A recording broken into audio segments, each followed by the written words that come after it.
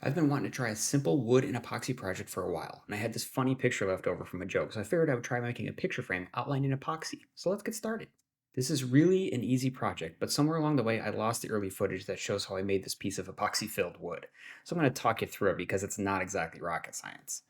I used poplar for my frame since I had some laying around. I raised my table saw blade about a quarter an inch above the table, ran it through to create a groove in the wood. You could run it through a second time to make the groove wider, or use a dado blade, or simply router a groove. I then taped at the ends. Foil tape works great for this, so epoxy wouldn't just spill out.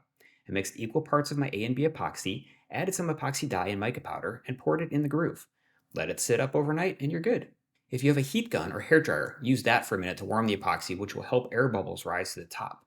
Now it's off to the planer so we can plane off the overflowed epoxy and get a very smooth and flush finish. I ran the backside through as well to get the thickness of the wood down to my liking. This is the other clip I lost that should have showed the back side having a 1/2 inch or so groove cut along one side of the wood. This is where the picture glass and backer board will sit. So pretend you saw that, then miter your 4 pieces of wood to create a picture frame, and this is what you'd end up with. And here's the other side, looking pretty good so far. From here, things are pretty easy. Get your miter clamps out, add some glue, and clamp things down. I shot a brad nail in each corner for added strength. A DIY biscuit would be a fancier way to go. Let that dry, and here's how it looks. Pretty cool, I'm quite pleased with it. I didn't want to spend much on this, so for the glass, I'm doing air quotes there, I used 1/16-inch plexi. It's cheap and easy to cut with a razor knife, or a table saw or bandsaw, or a small child could bite through it in a pinch. Cut it to fit inside that groove you saw me dado out. Oh right, lost that footage. For the backer board that sandwiches the picture under the glass, I had some 1/8 inch plywood. It wasn't quite long enough, so I had to glue bits together to make it long enough. Again, I didn't want to spend much on this project, so work with what you have. Next up is a test fit to make sure everything will fit as planned, and it did.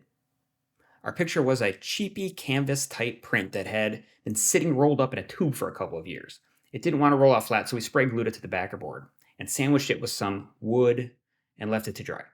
Now it's time to install something to keep the backer board from falling out. There are plenty of options, but I had a point installing tool to install points for picture frames, so of course I'll use that.